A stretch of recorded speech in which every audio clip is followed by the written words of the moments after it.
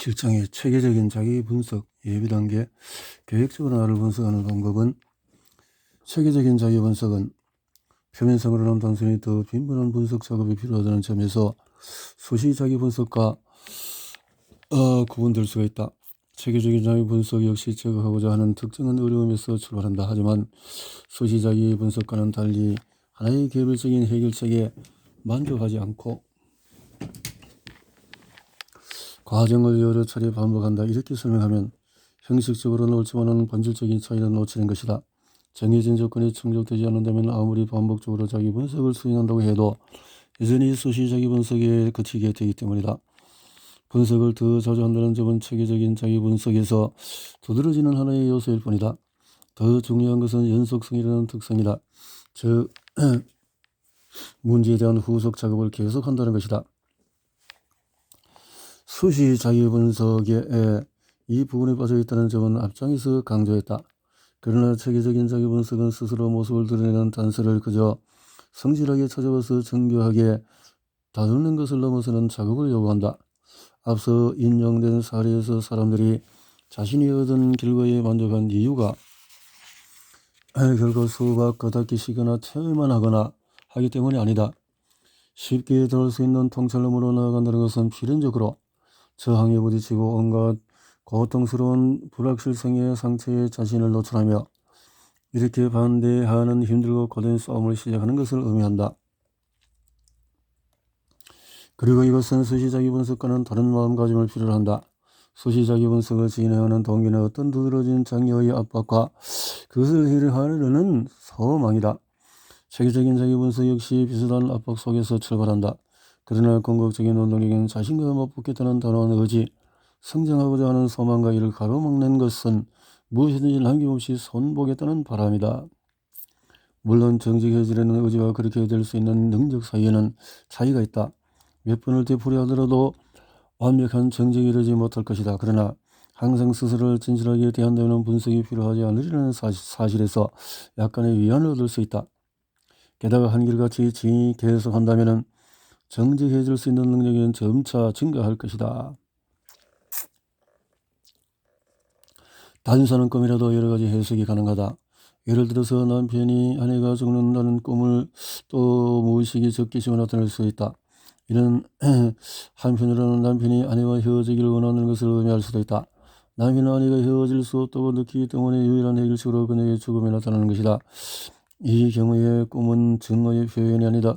혹은 억압되어 있다가 꿈으로 일시적으로 표현된 분노가 일으킨 죽음의 소망일 수 있다. 세 가지 해석을 통해서 각각 다른 문제들이 열린다. 첫 번째 해석의 문제는 증오와 그 증오를 억압한 이유일 것이다. 두 번째 해석의 문제는 남편이 더 적절한 해결책을 찾지 못하는 이유일 것이다. 세 번째 해석의 문제는 도발이 이루어지는 현실의 상황일 것이다.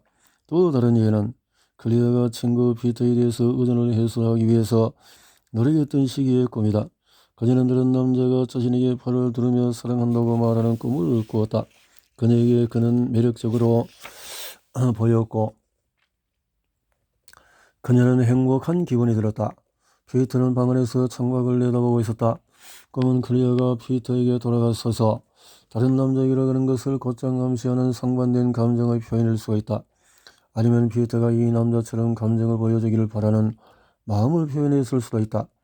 또는 다른 애착에 의지하면은 그녀의 병적인 의존성 문제가 해결될 것이라는 믿음을 나타낼 수가 있다. 어느 정도 이해의 진전에 있는 상태라면 꿈이 가정을 확인해 줄 수도 있다. 꿈은 지식의 공백을 메울 수도 있고 예기치 못한 새로운 단서를 열어줄 수도 있다. 하지만 이러한 경고 때문에 누구든지 자신의 꿈을 분석하려는 시도를 단념해서는 안 된다. 꿈은 중요한 정보의 원천이긴 하지만 여러 원천 중에서 하나일 뿐이다. 예시로 드러낸 경우 아니면 꿈의 해석에 대해서는 다시 논의하지 않을 것이다. 의식적으로 좋아하거나 존경하는 사람의 꿈에서는 반항적이거나 우스꽝스러운 존재로 나온다면 꿈이 그 사람에 대한 우리의 숨겨진 의견을 드러낸다고 속단하기보다는 그 사람을 꺾으려는 우리의 욕구가 무엇인지 찾아야 한다. 어떤 환자가 꿈에서 자신을 수리하지 못할 폐허가 된 집으로 나타낸다면 분명 절망의 표현일 수 있지만 그보다도 이런 식으로 자신을 표현하여서 그가 어떤 이익을 얻으려는지 문제가 더 중요하다. 두 번째 원칙은 꿈은 그런 꿈을 꾸도록 만든 현실의 자극과 연결짓기 전까지는 이해되지 않는다는 것이다. 가령 꿈에서 일반적인 경멸의 감정이나 보복하려는衝動을 인식하는 것만으로 충분하지 않다. 꿈은 자극에 대한 반응이므로 그 반응을 일으킨 자극에 대해서 항상 의문을 가져야 한다. 만약에 이 연관성을 찾을 수 있다면 우리에게 위협이나 모욕을 나타내는 경험의 정확한 유형과 그것이 불러오는 무의식적인 반응에 대해서 많은 것을 배울 수가 있다.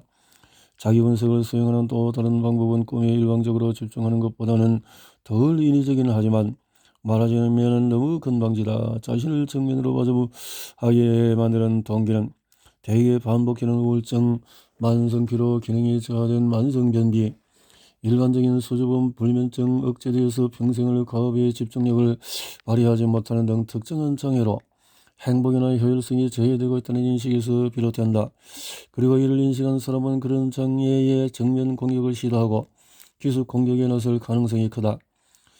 성격 구조에 대해서 아무것도 알지 못한 채 먼저 자신을 공격에 빠뜨리는 무의식적인 결정 요인에 접근하려고 할 수 있다. 그리고 기껏해야 마음속에 몇 가지 합리적인 질문이 떠오르는 결과를 얻는 것이다. 예를 들어서 이 일에 대한 억지로 집중력을 발휘하지 못하는 사람은 야심이 너무 큰 것이 아닌지, 하는 일에 정말 관심이 있는지, 혹은 이를 의무로 여기고 은근히 반항하는 것은 아닌지 자문해 볼 수가 있다. 기습 공격은 심리적인 문제에 접근하는 데 결코 좋은 방법이 아니며 전혀 준비되지 않은 기습 공격은 어떤 목적을 위해서도 좋지 않다. 공격의 영토에 대한 사전 정찰을 무시한 채 행해지는 공격과 같다. 이런 일이 벌어지는 이유 중에 하나는 심리적인 문제에 대해서 무지가 여전히 너무 크고 너무 널리 퍼져 있기 때문이다. 이로 인해서 누구나 그런 막다른 지름길로 가려고 시도할 수 있다. 여기 노력과 두려움, 방어, 착각이 무한히 복잡하게 교차하는 흐름을 가진 사람이 있다. 이 사람이 이 일에 집중하지 못하는 것은 이 모든 요소가 이룬 최종의 결과다. 그리고 그는 간단하게 전등을 끄는 일처럼 직접 행동함으로써 그것을 근절시킬 수 있다고 믿는다. 이러한 기대는 어느 정도 희망적인 예측에 기반을 두고 있다. 그는 자신을 방해하는 장애를 빨리 제거하고 싶어 한다. 그리고 두드러지는 장애를 제어하는 모든 것이 괜찮을 거라고 생각하고 싶어 한다. 명백히 드러난 이 어려움이 기본적으로 자신과 타인의 관계에 문제가 있음을 보여주는 증거에 불과하다는 사실을 직면하고 싶어 하지 않는다. 그에게 장애를 제거하는 일은 분명히 중요하다. 그러므로 장애에 무관심한 척하며 인위적으로 생각에서 배제시켜서는 안 된다. 결국에는 탐구해야 할 영역으로 마음속에 간직해야 한다. 그러나 장애가 동요하는 것을 관찰하면서도 많은 것을 배울 수 있기 때문에 직접 이용할 수도 있다.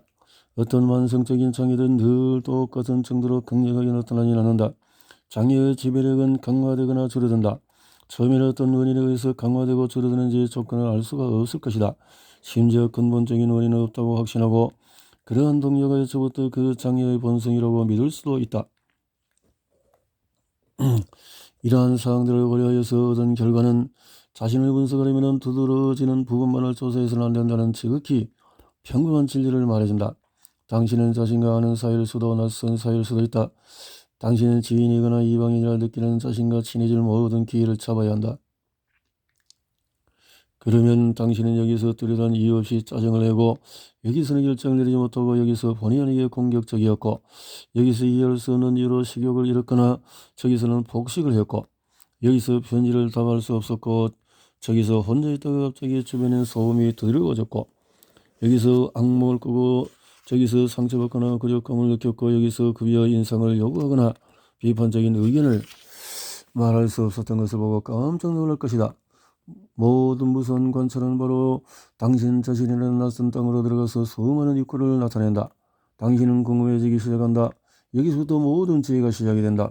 그리고 자유연성을 활용하며 이러한 감정적인 혼란의 의미를 이해하려고 노력하게 될 것이다. 원지르는 관찰, 그리고 관찰이 불러일으키는 연상과 질문. 그러나 모든 분석이 그렇듯이 원지르를 처리하는 데는 시간이 걸린다.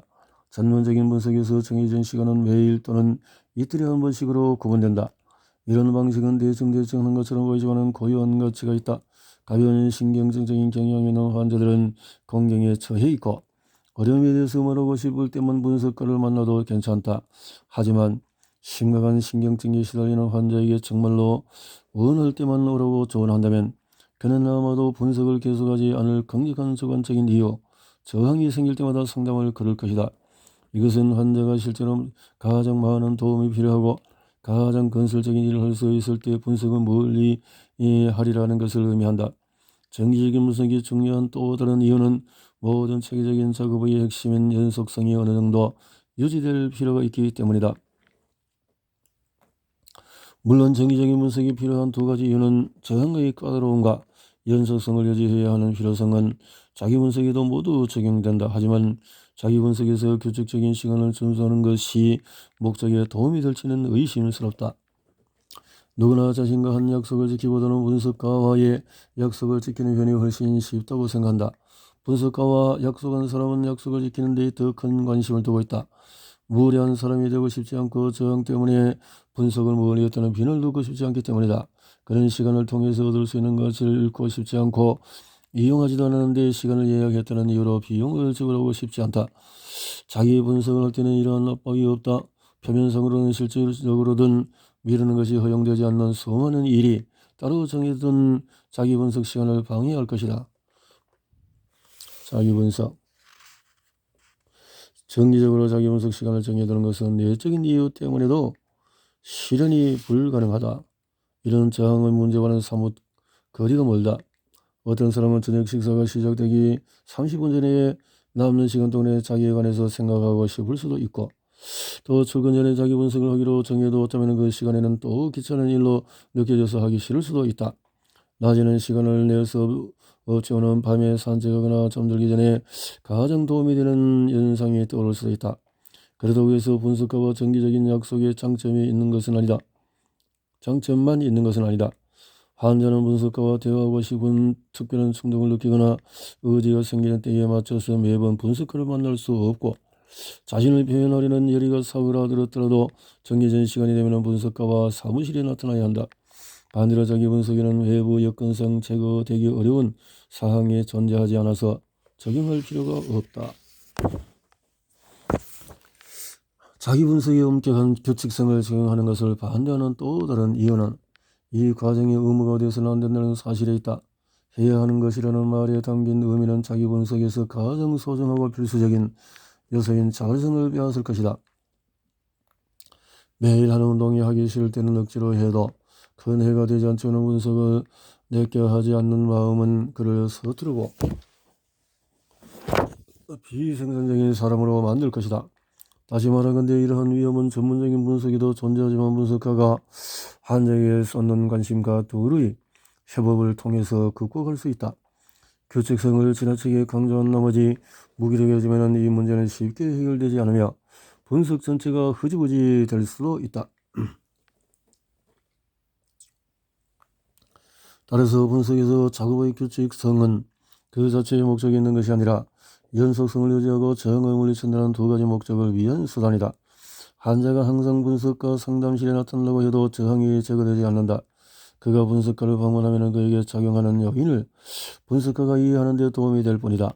또한 그가 일관되게 시간을 음수해도 한 문제에서 다른 문제로 뛰어넘어가려 하지 않으리라고 연결되지 않은 통찰을 얻지 않으리라고 보장하지는 못한다.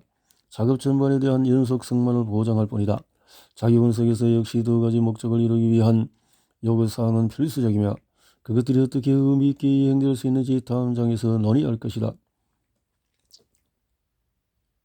시간이 걸리더라도 환자 자신이 그 문제를 해결하기 위해서 뒤쫓아야겠다고 결심할 때까지 내버려두는 편이 현명하다. 마지막으로 누군가 자기 분석을 빠른 만병통치약보다는 자기 발전에 도움이 되는 진정한 수단으로 생각한다 해도 지금부터 죽는 날까지 이 작업을 꾸준히 해나가도록 결심하는 것은 아무 소용이 없다.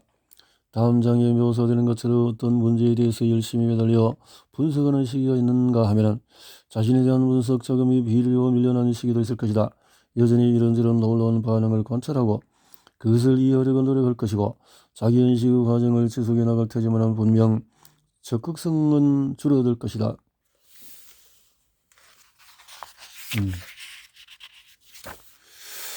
자, 이렇게 연상을 글로 적는 데는 여지없는 확실한 이점이 있다. 모든 현상을 짧은 쪽지나 중요 항목으로 적는다는 규칙을 세우면 생각이 쉽게 엿길로 새지 않을 것이다. 적어도 요점에서 벗어나는 것은 더 빨리 알아차릴 것이다. 종이의 모든 이야기를 적다 보면 무관하다고 여겨지는 생각이나 감정을 건너뛰려는 유혹도 줄어들 수 있다. 글쓰기의 가장 큰 장점은 나중에 기록을 다시 검토할 수 있다는 것이다. 첫눈에 보았을 때 현상의 연관성이 지닌 중요한 의미를 놓치기 쉽지만 나중에 기록을 곰곰이 생각하다 보면 알아차릴 수 있다.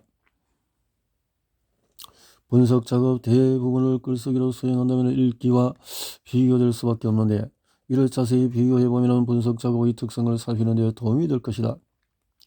루스가 고백록에서 자신의 마저 이전적인 경험을 드러내며 정체성을 자랑했을 때 그는 자신이 알지 못하는 어떤 사실도 밝혀내지 못했다. 그는 단지 비밀로 간직하던 것을 알렸을 뿐이다. 설령 일기의 동기를 찾으려는 시도가 있었다 해도 이런저런 느슨한 추측 이상의 그 의미를 갖지 못했다.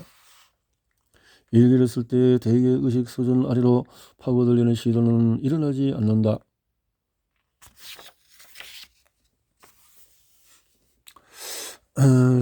솔직하게 말했지만은 그 이유에 대해서는 아무런 단서도 주지 않았다. 일기나 자서전에 대해서 비판하려는 것이 아니다. 일기와 자서전은 나름대로 가치가 있지만 매체의 본질상 자아를 탐구하는 것과는 다르다. 아무도 자신에 관한 이야기를 만들어내면서 마음이 자유로운 현상으로 흘러가도록 할 수는 없다. 또 하나의 중요한 차이점이 있다. 일기는 종종 미래의 독자를 염두에 둔다. 독자는 일기를 쓴 사람일 수도 있고 광범위한 분포로 사람들일 수 있다. 후세를 의식한 견눈질은 필연적으로 정직성이 지닌 순수한 가치를 훼손한다. 독자를 의식하면 의도적이든 아니든 작가는 어느 정도 수정을 하게 되어 있다. 특정한 요소들은 완전히 생략하고 자신의 단점을 축소하거나 다른 사람들에게 책임을 돌리거나 다른 사람들이 드러나지 않도록 보호할 것이다. 자유현상을 기록할 때도 마찬가지 일이 일어날 수 있다. 조금이라도 간단한 청중이나 독특한 가치를 가진 걸작을 창조하려는 생각에 기웃거린다면 같은 결과가 벌어질 것이다. 그렇게 되면 자유현상의 가치를 훼손하는 온갖 죄악을 저지르게 될 것이다. 정의가 무엇을 적든 자기 인식이라는 오직 한 가지 목적에 도움이 되어야 한다.